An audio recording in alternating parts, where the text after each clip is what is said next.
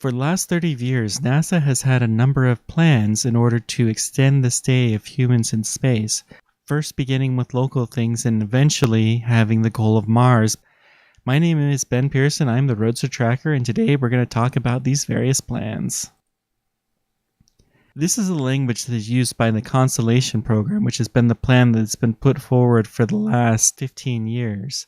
Generally speaking, these elements apply to all of the plans that have been put forward for the last 30 years, each one building on the missions of the previous one, with the ultimate goal of Mars being in the sights.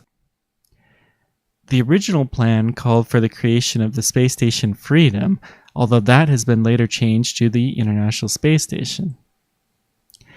The International Space Station primarily differs from the Space Station Freedom in that it invites astronauts from other nations besides just the United States to also participate in the program. More astronauts that have spent time on the International Space Station than have ever been on any other previous spacecraft in history. Since the time it's been launched, it's become routine to have astronauts spend 6 months there, and we have a really good understanding of what space does to astronauts in 6 months. That 6 months is about how long it would actually take for an astronaut to make it to the surface of Mars. This space station has allowed us to get a much better grasp on the life support systems that are necessary in order to maintain human presence for an extended period of time. We have a much better idea of what works well and what might need a little bit of help than we had previously. One other goal of the Earth-reliant phase is to get a better understanding of Mars. This is an example of an image taken by the high-rise camera that has enabled us to really understand the surface-level details of Mars in an unprecedented manner, but there have been many spacecraft that have been there, and we have a much better understanding of Mars than we did before these programs began. The next phase is the Proving Ground, where we take the spacecraft that we've been testing around Earth and these systems, and we see how well they'll function in deep space. Now, before we go and send astronauts off to Mars, where we really can't get back there, we want to send them to somewhere far enough away in order to really test them out, but not so far away that we can't get help there if we really need to. The general thought has been, let's send them into what's known as cislunar space, which is the space around the area of the moon. Some of these missions have included elements such as an orbiting space station around the moon, and even landings on the moon, such as this Altair plan that was proposed in 2004 by George W. Bush. Another thought has been to send astronauts into deep space to visit an asteroid.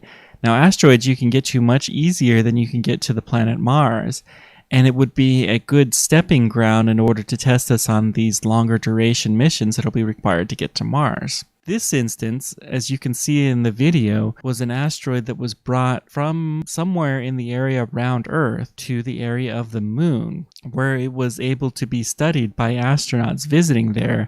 There, they would be able to take samples and get a better understanding in general of what it takes in order to visit deep space. And finally, once all of these missions have been thoroughly tested, we send human spacecraft to the surface of Mars. Now, none of these plans have really been laid out in concrete, but that has been the express goal of most of the plans that have been created. The exact plans that NASA has had over the last 30 years have changed, but generally speaking, these have been the elements that have been present in these plans. These plans can change from year to year. I've grouped them by president, where a president has set forward a proposed plan in order for NASA to follow.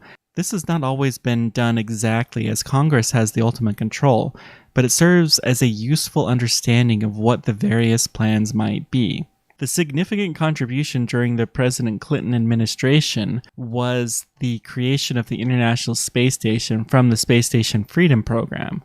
Thank you very much for joining me on this journey. Let me know whatever questions or comments you guys have about this or any other space exploration related topics. Thank you for joining me, and until next time, keep on tracking. Take care.